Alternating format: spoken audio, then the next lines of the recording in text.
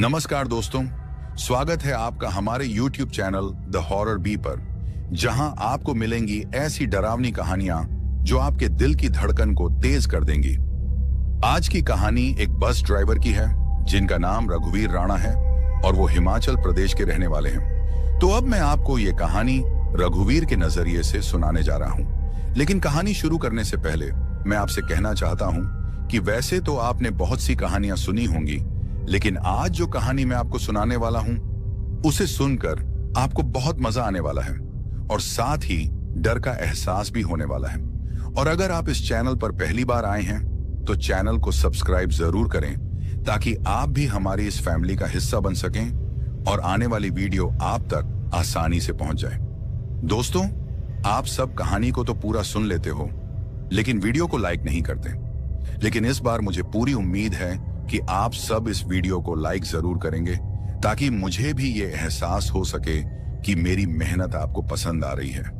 आपका एक लाइक मुझे और भी बेहतरीन कहानियां लाने का हौसला देता है। तो चलिए अब ज्यादा समय न लेते हुए जल्दी से अपनी कहानी को शुरू करते हैं। दोस्तों, मेरा नाम रघुवीर है और मैं पेशे से एक बस ड्राइवर हूं। मुझे बस चलाते हुए लगभग 20 साल हो गए हैं। इन 20 सालों में न जाने कितने ही रास्ते देखे हैं। कभी पहाड़ों की संकरी घुमावदार सड़कें तो कभी रात के सन्नाटे में सुनसान हाईवे। मेरी जिंदगी का ज्यादातर समय स्टीयरिंग पकड़कर ही बीता है। रोज अलग अलग यात्री, अलग अलग किस्से। लेकिन सच कहूं तो इस सफर में कुछ अनुभव ऐसे भी हुए हैं जिन्हें मैं आज तक भुला नहीं पाया। बस चलाना सिर्फ नौकरी नहीं, एक जिम्मेदारी है। सैकड़ों जानें मेरे भरोसे होती हैं। सर्दियों की धुंधली रातों में जब सड़क पर 10-10 मीटर आगे तक भी दिखाई नहीं देता, तब दिल की धड़कनें और तेज हो जाती हैं। और बरसात के मौसम में जब पहाड़ी रास्तों से पानी बहता है और गाड़ियां फिसलने लगती हैं, तब हर पल भगवान का नाम लेना पड़ता है। लेकिन इन सब के बीच कुछ ऐसे हादसे और कुछ ऐसे रहस्यमयी किस्से भी हैं जिन्हें अगर मैं आपको सुनाऊं तो शायद आपको यकीन करना मुश्किल हो जाए। दोस्तों, वैसे तो मैंने बहुत सफर किया है, लेकिन एक सफर ऐसा भी था जिसने मेरी जिंदगी को अंदर तक झकझोर दिया था। वो रात इतनी खौफनाक हो सकती थी ये मैंने कभी सोचा भी नहीं था। आज भी जब मैं उस भयानक रात को याद करता हूं तो मेरी हालत खराब हो जाती है और मेरे रोंगटे खड़े हो जाते हैं। दोस्तों, आज मैं आपको उसी खौफनाक रात की दास्तान सुनाने जा रहा हूं जो उस रात मेरे साथ बीता था। एक और बात, और वो ये है कि कहानी को पूरा सुनना, क्योंकि कहानी को पूरा सुनोगे तो ही इसका मजा आएगा। और जो भी बात मैं इस कहानी में बताऊंगा उसका ताल्लुक सीधा कहानी से ही होगा। तो चलिए अब ज्यादा समय बर्बाद न करते हुए सीधे अपनी कहानी पर आते हैं। दोस्तों, जो हादसा मेरे साथ हुआ था ये बात आज से लगभग 10 साल पहले की है। तब मैं एक प्राइवेट बस चलाता था। हालांकि आज भी मैं एक प्राइवेट बस चलाता हूं, लेकिन उस वक्त जो बस मैं चलाता था वो दूसरी थी और आज वाली बस अलग है। खैर, अब जब मुझे वो बस चलाने को मिली थी तो उस वक्त मैं बहुत खुश था, क्योंकि जो बस मुझे चलाने को मिली थी वो बस एकदम नई थी और नई बस को चलाने का मजा ही अलग होता है। उस वक्त मेरे साथ मेरा एक कंडक्टर भी होता था। उसका नाम सुरेश था। सुरेश एक मस्तमौला इंसान था। वो मेरी हर बात मानता था और मेरी काफी इज्जत भी करता था। खैर, हम लोग अपनी बस को एक शहर से दूसरे शहर ले जाते थे। हमारा अपना रूट था जिस पर हम रोजाना सवारियों को ले जाते थे। यह सिलसिला काफी समय तक ऐसे ही चलता रहा। लेकिन फिर एक दिन हम लोग रोज की तरह अपनी बस को खड़ा करके सवारियों का इंतजार कर रहे थे। कुछ देर बाद हमारी बस सवारियों से भर जाती है। अब हमें जल्दी से उन सवारियों को उनकी मंजिल तक पहुंचाना था, लेकिन मेरा कंडक्टर सुरेश पता नहीं कहां चला जाता है। पहले तो मैं 1-2 बार हॉर्न बजाता हूं ताकि सुरेश को पता चल जाए कि अब हमें चलना चाहिए। लेकिन मेरे हॉर्न बजाने के बाद भी जब वो वापस नहीं आता तो मुझे अब गुस्सा आने लगता है, क्योंकि सवारियां भी अब परेशान हो चुकी थीं। बस पूरी तरह से भर चुकी थी।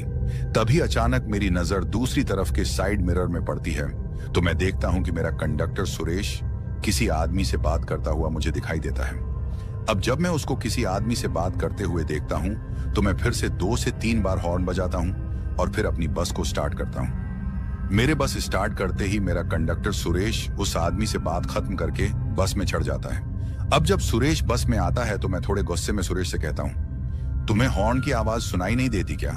कब से हॉर्न बजा रहा हूं? कुछ दिनों से मैं तुम्हें देख रहा हूं, तुम्हारा मन काम में नहीं लग रहा। तो मेरी बात सुनकर सुरेश मुझसे कहता है, नहीं उस्ताद, ऐसी बात नहीं है। मैं तो बस एक आदमी से बात कर रहा था, तभी मुझे थोड़ी देर लग गई। उसकी बात सुनकर मैं उससे कहता हूं, ऐसी क्या बात थी जो तुम्हें मेरा हॉर्न भी सुनाई नहीं दिया? तो मेरी बात सुनकर वो मुझसे कहता है, उस्ताद, बात हमारे फायदे की ही है, तभी तो मुझे देर लगी। उसके मुंह से ऐसी बात सुनकर मैं सुरेश से कहता हूं, हमारे फायदे की कौन सी बात हो सकती है? और वो आदमी कौन था जिससे तुम बात कर रहे थे? तो मेरी बात सुनकर सुरेश मुझसे कहता है कि उस्ताद, जिस आदमी के साथ मैं बात कर रहा था वो यहीं पीछे के एक गांव का है और वो मुझसे बारात ले जाने को कह रहा था। मतलब कि वो कह रहा था कि उसके बेटे की शादी है और वो अपने लड़के की बारात हमारी बस से ले जाना चाहता है। उस्ताद, मैंने उसे आपसे बात करने को कहा है और उसे यह भी बताया है कि कल उस्ताद तुमसे बात करेंगे। आज हमें देर हो रही है, कल आना।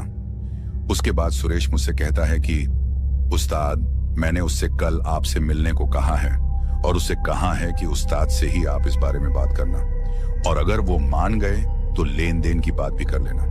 अपने कंडक्टर की बात सुनकर मैं उसे कहता हूं, अच्छा तो ये बात है, कोई बात नहीं, कल देखते हैं क्या बात बनती है। उसके बाद मेरा कंडक्टर सुरेश मुझसे कहता है, उस्ताद, मुझे तो वो आदमी पैसे वाला लगता है, क्योंकि वो मुझसे कह रहा था कि पैसों की चिंता मत करो, जितने लगेंगे मैं दूंगा, आप बस हमारी बारात चलाने के लिए तैयार हो जाओ। उस्ताद, मेरे हिसाब से तो हमें इस बारात से काफी फायदा होगा। एक तो अच्छे खासे पैसे भी मिलेंगे और शादी का लुत्फ भी उठा लेंगे। अपने कंडक्टर की ये बात सुनकर मैं भी हामी भर देता हूं और फिर हम लोग अपनी बस को लेकर अपनी मंजिल की तरफ निकल जाते हैं। अब वो दिन तो निकल जाता है, लेकिन फिर अगले दिन जब हम दोबारा से अपनी बस को वापस लाकर बस स्टैंड में खड़ा करके सवारियों का इंतजार करते हैं, तो अगले दिन वही आदमी फिर से हमें उसी बस स्टैंड में मिलता है और इस बार भी वो आदमी मेरे कंडक्टर से बात करता है। मैं उस वक्त एक होटल पर चाय पी रहा था। अब मेरा कंडक्टर और वो आदमी दोनों मेरे पास होटल में पहुंच जाते हैं। होटल में पहुंचने के बाद सुरेश मुझसे कहता है, उस्ताद, इन भाई साहब को आपसे कुछ बात करनी है और ये वही बात करने आए हैं जो मैंने कल आपको बताई थी। उसके बाद मेरा कंडक्टर वहां से वापस चला जाता है और सवारियों का इंतजार करने लगता है। अब मैं और वो आदमी दोनों होटल में बैठे हुए थे। तभी मैं उस आदमी से कहता हूं, बताइए भाई साहब, आपको क्या बात करनी है? तो मेरी बात सुनकर वो आदमी मुझसे कहता है, उस्ताद जी, मेरे बेटे की शादी है और उसी की बारात को लेकर एक गांव में जाना है। गांव काफी दूर है और हमें आपकी बस पसंद आ गई है। एक तो आपकी बस नई भी है और नई बस में बारात लेकर जाने का अलग ही मजा है। इसके अलावा बहुत से लोगों ने हमें आपकी बस को ले जाने की सलाह भी दी थी। आपकी बहुत तारीफ भी सुनी है हमने। उसके मुंह से अपनी तारीफ सुनकर मैं भी खुश हो जाता हूं। अब वो आदमी मेरी तारीफ झूठी कर रहा था या सच्ची, ये तो मैं नहीं जानता था, लेकिन उस वक्त वो मुझसे यही सब बातें कर रहा था। खैर, उसके बाद मैं मान जाता हूं और फिर हमारे बीच में लेन देन की बात शुरू हो जाती है। मैं उस आदमी से यह भी कहता हूं कि गांव काफी दूर है, पैसे थोड़े ज्यादा लगेंगे। तो मेरी बात सुनकर वो आदमी मुझसे कहता है, पैसों की कोई दिक्कत नहीं है, आप बस चलने को तैयार हो जाओ। उसके बाद मैं भी बारात को ले जाने के लिए तैयार हो जाता हूं। फिर हम दोनों में ये बात होती है कि आज से 3 दिन बाद हम लोग बारात लेकर उस गांव की तरफ निकलेंगे जहां हमें जाना था। दोस्तों, लेकिन शायद मैं इस बात से अनजान था और मुझे उस आदमी की बात नहीं माननी चाहिए थी। अगर उस दिन मैं उसकी बात को ना मानता और उस बारात को ले जाने के लिए तैयार ना होता, तो शायद वो ना होता जो अब मेरे साथ होने वाला है। लेकिन दोस्तों, वो कहते हैं ना, होने को कोई नहीं टाल सकता, जो होना होता है होकर ही रहता है। उसके बाद हम दोनों की बात खत्म हो जाती है और फिर वो आदमी वहां से चला जाता है। अब मैं भी होटल से उठकर अपनी बस की तरफ आने लगता हूं। जब मैं बस के पास पहुंचता हूं तो मैं देखता हूं कि बस पूरी तरह से सवारियों से भर चुकी थी। उसके बाद मैं और मेरा कंडक्टर सुरेश बस को वहां से निकालकर अपनी मंजिल की तरफ निकल जाते हैं। अब कुछ देर आगे चलने के बाद मेरा कंडक्टर सुरेश मुझसे कहता है, उस्ताद, क्या बात हुई आपकी उस आदमी से और क्या सोचा है आपने उस बारात के बारे में, जाओगे या नहीं? तो सुरेश की बात सुनकर मैं उससे कहता हूं, बात पक्की हो गई है, हम लोग जरूर उस बारात को लेकर जाएंगे। हमें काफी फायदा होगा उस बारात को लेकर जाने में। जितने पैसे मैंने उस आदमी से कहे हैं इस बारात को ले जाने के लिए, वो मान गया है। मैं उस वक्त काफी खुश था, क्योंकि जब कभी किसी चीज में आपका फायदा हो तो उस वक्त आप लोग भी खुश हो जाते हो। उसी तरह अपना फायदा देखकर मैं भी खुश था। अब जब मैं ये बातें अपने कंडक्टर सुरेश से कर रहा था, तभी सुरेश मुझसे कहता है, उस्ताद वो तो सब ठीक है, लेकिन एक दिक्कत है। अब उसके मुंह से ऐसी बात सुनकर मैं उससे कहता हूं, अब क्या दिक्कत है? तो मेरी बात सुनकर सुरेश मुझसे कहता है, उस्ताद इस बार आपको अकेले ही उस बारात को लेकर जाना होगा। अब जब मेरा कंडक्टर मुझसे ये बात करता है तो मैं उससे कहता हूं, मैं कुछ समझा नहीं, तुम्हारे कहने का क्या मतलब है? मुझे अकेले क्यों जाना होगा उस बारात को लेकर, और तुम किधर जाओगे? तो मेरी बात सुनकर मेरा कंडक्टर कहता है, उस्ताद जिस गांव में ये बारात जा रही है वो गांव मेरा ही है, मेरे ही गांव में ये बारात आएगी। अब जब सुरेश ये बात मुझसे कहता है तो मैं उससे कहता हूं, तुमने ये बात मुझसे पहले क्यों नहीं बताई? तो मेरी बात सुनकर वो कहता है, उस्ताद मुझे भी आज ही उस आदमी से पता चला है कि ये बारात मेरे ही गांव जाएगी। हालांकि परसों जब वो आदमी मुझसे मिला था तो उसने बस यही कहा था कि बारात को लेकर जाना है, कुछ बात करनी है। मैंने उस वक्त गांव का नाम नहीं पूछा था, लेकिन आज जब आपसे पहले मेरी बात उस आदमी से हुई तो उसने मुझे गांव का नाम बताया, और तब मुझे पता चला कि ये बारात मेरे ही गांव में जाने वाली है। अब सुरेश की बात सुनकर मैं उससे कहता हूं, ठीक है, अगर बारात तुम्हारे गांव जा रही है तो ये तो बड़ी अच्छी बात है, तुम भी मेरे साथ ही चलना। तो मेरी बात सुनकर सुरेश कहता है, नहीं उस्ताद, मुझे परसों ही अपने गांव निकलना होगा, क्योंकि हमारे गांव में जिस लड़की की शादी है उसके घर वालों से हमारी अच्छी खासी बनती है और हमारा बर्ताव भी अच्छा है उनके साथ। उस्ताद अब अपने गांव की बात है तो मेरा जाना भी जरूरी है, वैसे भी मेरे पिताजी अकेले क्या ही कर पाएंगे। दोस्तों आपको बता दूं कि मेरा जो कंडक्टर सुरेश था उसकी मां का कुछ साल पहले ही स्वर्गवास हो चुका था, और अब उसके परिवार में उसके पिताजी और उसकी 2 छोटी बहनें थीं। उसके पिताजी से मेरी थोड़ी बहुत जान पहचान थी, क्योंकि उसने अपने पिताजी से मुझे 2 से 3 बार मिलवाया भी था। हालांकि मैं आज तक सुरेश के गांव नहीं गया था, इतना मुझे पता था कि सुरेश का गांव काफी दूर है शहर से। खैर, अब जब सुरेश मुझसे कहता है, उस्ताद मेरा जाना जरूरी है और अब बारात आपको अकेले ही लानी पड़ेगी, तो उसकी बात सुनकर मैं सुरेश से कहता हूं, कोई बात नहीं, इसमें दिक्कत वाली कोई बात नहीं है, मैं बारात को लेकर आ जाऊंगा, तुम टेंशन मत करो, तुम परसों अपने गांव जा सकते हो। मेरी बात सुनकर सुरेश हामी भरता है। 1-2 दिन में सुरेश भी अपने गांव के लिए निकल जाता है, और फिर 3 दिन बाद मैं भी अपनी बस को लेकर उस आदमी के दिए हुए पते पर चला जाता हूं, जहां से मुझे वो बारात ले जानी थी। उसके बाद मैं उस आदमी के घर चला जाता हूं जिस आदमी के लड़के की शादी थी। हालांकि जिस वक्त के लिए उस आदमी ने मुझे बस लाने के लिए कहा था, मैं उससे आधा घंटा पहले ही पहुंच चुका था, लेकिन अभी तक बारात चलने का नाम ही नहीं ले रही थी। अब जब मैं ऐसा देखता हूं तो मैं उस आदमी से कहता हूं, भाई साहब बारात कितने बजे निकलेगी? तो मेरी बात सुनकर वो आदमी मुझसे कहता है, बस हम लोगों को अभी 1 घंटा और लगेगा, उसके बाद निकल जाएंगे। और देखिए हमें कौन सा दिन के लिए जाना है, रात के लिए ही तो जाना है, आप फिक्र मत करो, आराम से बैठो। जैसे ही सब तैयारियां हो जाएंगी बारात चल पड़ेगी। जिस आदमी की मैं बात कर रहा हूं, या जो मुझसे ये सब कह रहा था, वो वही आदमी था जिसके बेटे की शादी थी। अब ये बात बोलना भी जरूरी था, क्योंकि आप में से बहुत से लोग ये भी सोच रहे होंगे कि मैं किस आदमी की बात कर रहा था। खैर दोस्तों, दिक्कत वाली बात यह थी कि आज से पहले मैं उस गांव में कभी नहीं गया था जहां वो बारात जानी थी। मैं उस रास्ते को लेकर बिल्कुल अनजान था। हालांकि ये बात मैंने उस आदमी से भी कह दी थी जिसके बेटे की शादी थी। तो मेरी बात सुनकर वो मुझसे कह रहा था, इसमें दिक्कत वाली कोई बात नहीं है, आपके साथ बहुत से लोग होंगे जो उस रास्ते को अच्छे से जानते हैं, उनमें से किसी को भी बोल देंगे तो वो आपको रास्ता दिखा देगा। उस आदमी की बात सुनकर मैं भी हामी भर देता हूं, और फिर मुझे भी थोड़ी तसल्ली हो जाती है कि चलो अब टेंशन वाली कोई बात नहीं है। वैसे भी इन बारातियों में से बहुतों को उस रास्ते का पता होगा, तो उनमें से ही किसी 1-2 को अपने साथ केबिन में बिठा लूंगा और रास्ते का पता कर लूंगा। खैर, अब काफी देर वहां बैठने के बाद बारात चलने के लिए तैयार हो जाती है। उन्होंने निकलने में काफी देर कर दी थी। अब जैसे कि उस आदमी ने मुझसे कहा था कि बारात रात के लिए जानी है, तो दिक्कत वाली कोई बात नहीं थी, और मैंने भी एक लड़के से बात कर ली थी कि सफर में वो मुझे उस गांव की तरफ जाने वाला रास्ता दिखा देगा। और जिस लड़के को मैंने रास्ता दिखाने के लिए बोला था, वो भी बाराती ही था। खैर, उसके बाद मैं उस बारात को लेकर वहां से निकल जाता हूं। हम लोग दिन के 5 बजे वहां से निकलते हैं। रास्ता लंबा था, हमें इस सफर में 4 घंटे का वक्त लगने वाला था।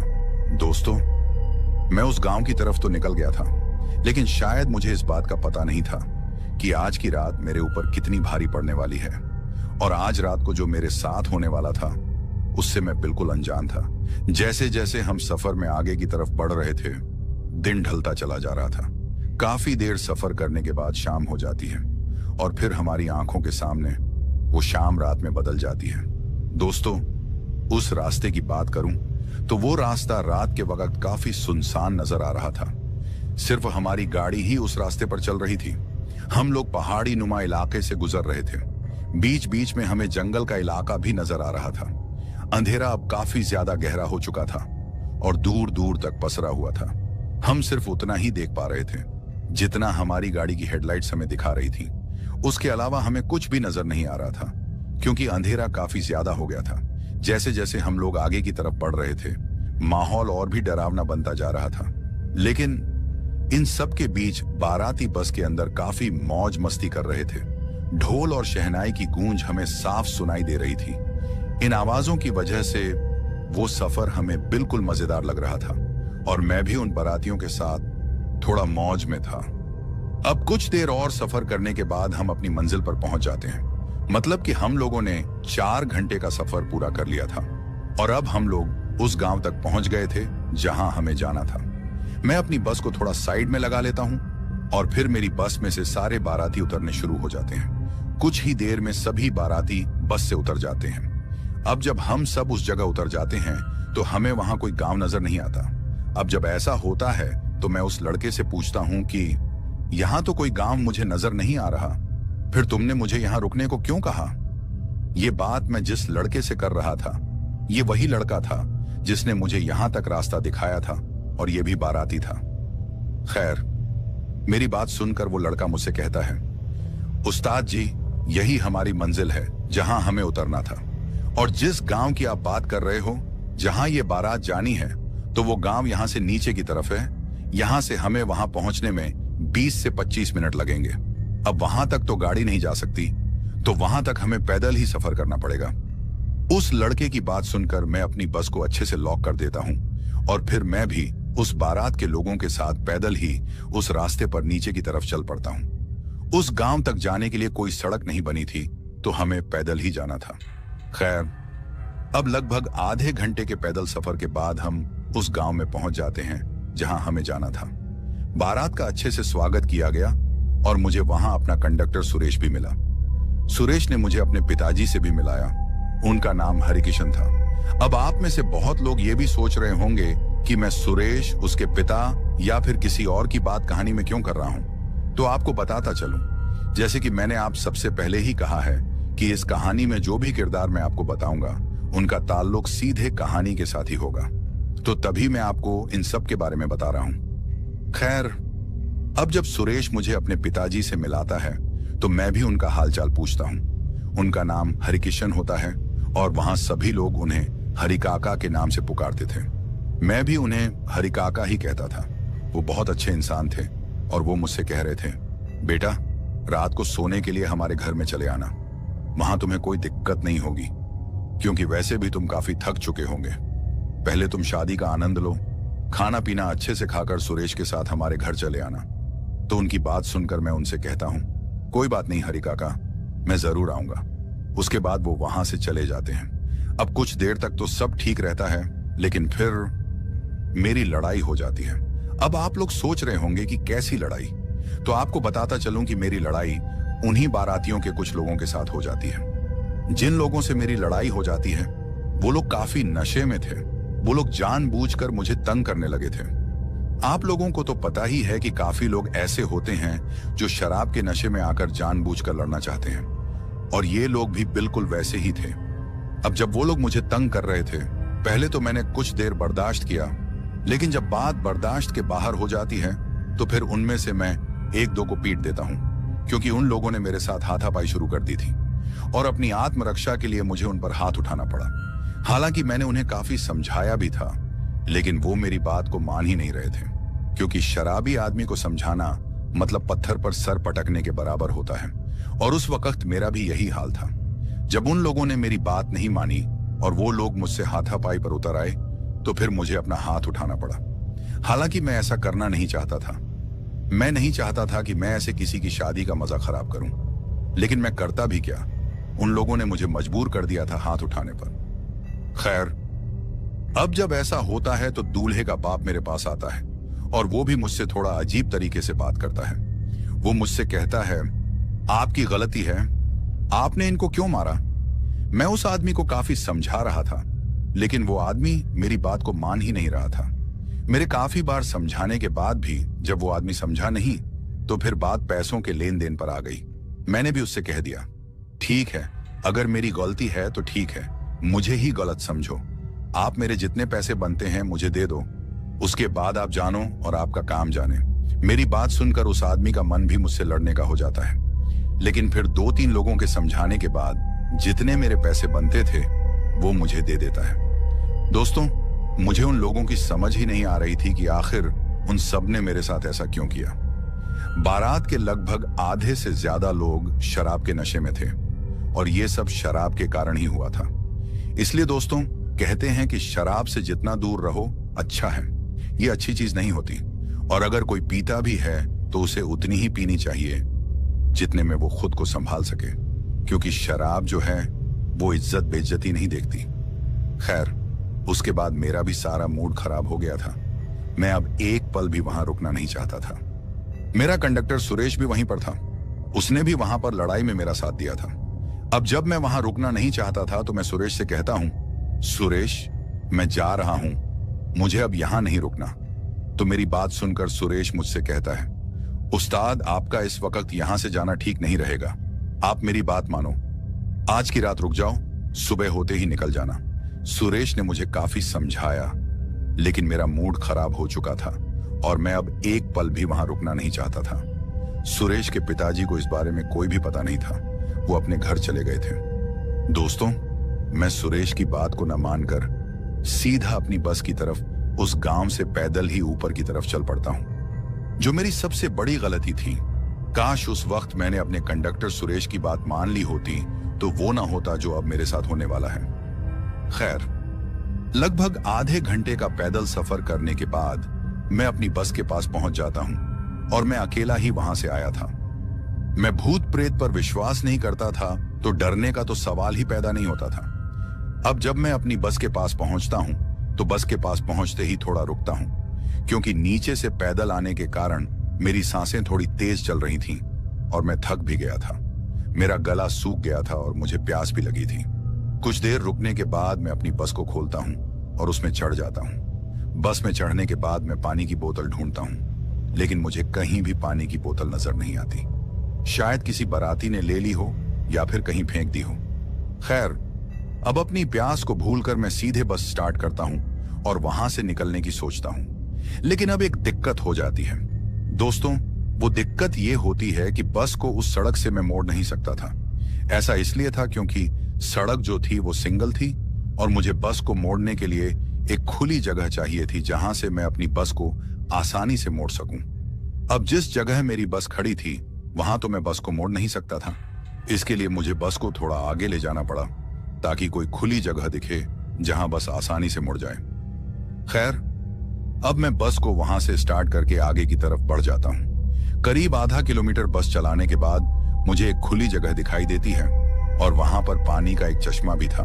पानी के चश्मे से पानी निकलता देख मेरी प्यास अब और भी तेज हो जाती है, लेकिन वहीं मुझे कुछ ऐसा दिखाई देता है जिसे देखकर तो कुछ पल के लिए मैं थोड़ा हैरान हो जाता हूं और मुझे अजीब भी लगता है। दोस्तों, अब आप लोग ये सोच रहे होंगे कि ऐसा मैंने क्या देख लिया जिसे देखकर मैं हैरान हो गया और मुझे अजीब लगा। तो आपको बताता चलूं, जैसे ही मैं अपनी बस को उस खुली जगह के पास ले जाता हूं, तभी मेरी बस की हेडलाइट्स की रोशनी उस पानी के चश्मे पर पड़ती है और जैसे ही हेडलाइट्स उस चश्मे पर पड़ती हैं, मेरी नजर कुछ लोगों पर पड़ती है जो उस चश्मे के पास खड़े दिखाई दे रहे थे। अब ये मैं नहीं जानता था कि रात के इस वक्त वो उस चश्मे पर क्या कर रहे हैं, क्योंकि वो वक्त सर्दियों का था और सर्दियों में तो जल्दी रात हो जाती है और इस वक्त तो रात के लगभग 12 बजे आने को आए थे। तो इतनी रात को ये लोग यहाँ करने क्या आए हैं?